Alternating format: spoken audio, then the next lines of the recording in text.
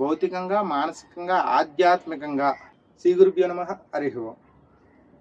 ఎప్పుడులాగే ఈరోజు కూడా స్వామి వివేకానంద యొక్క సూక్తిని మనం తెలుసుకుందాం.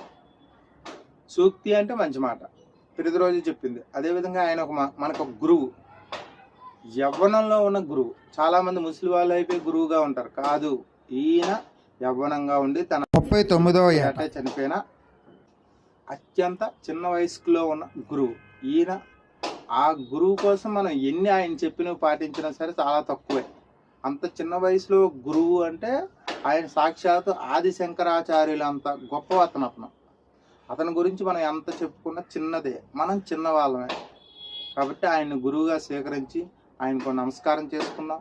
అదేవిధంగా ఆయన వర్ధంతి జయంతి నాడు ఆయన్ని ప్రార్థిద్దాం. ఆయన కోసం మనం పాటు పడతామని చెప్పి ఆయనకు తెలిసేలాగా ఏదో ఒక కార్యక్రమాన్ని మనం చేస్తూ ఉన్నాం. అదేవిధంగా ఈరోజు ఆయన చెప్పిన సూక్తులు మంచి మాటల్లో ఒకటి, ఆయన అనుభవించి చెప్పిన మాటల్లో ఒకటి తెలుసుకుందాం.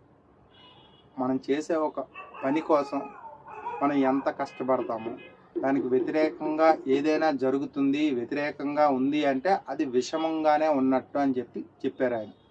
ఆ మాట ఏంటన్నది ఇప్పుడు భౌతికంగా, మానసికంగా, ఆధ్యాత్మికంగా మిమ్మల్ని బలహీనపరిచేది ఏదైనా సరే దాన్ని విషప్రాయంగా తిరస్కరించండి. భౌతికంగా, మానసికంగా, ఆధ్యాత్మికంగా మిమ్మల్ని బలహీనపరిచేది ఏదైనా సరే దాన్ని విషప్రాయంగా తిరస్కరించండి.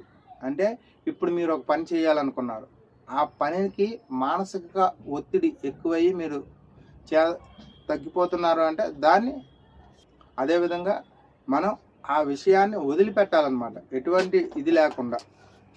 అందుకు మనం ఇలాంటివన్నీ విషయాలు తెలుసుకోవాలి. అలాగే మానసిక, భౌతికంగా అంటే బాహ్య ప్రపంచంలో మనకేమైనా ఇబ్బంది పెడుతున్నా వాళ్ళని విడిచిపెట్టాలి. మానసికంగా ఏదైనా సమస్య మనకి వెంటాడుతుంటే దాన్ని విడిచిపెట్టాలి.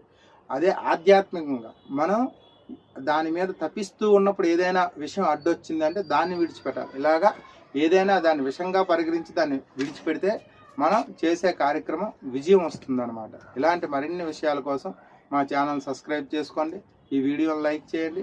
మరిన్ని వీడియోలు చేయడానికి వారికి ప్రేరణ ఇవ్వమని కోరుకుంటూ జై శ్రీరామ్, జై హింద్, శ్రీమాత్రే నమః.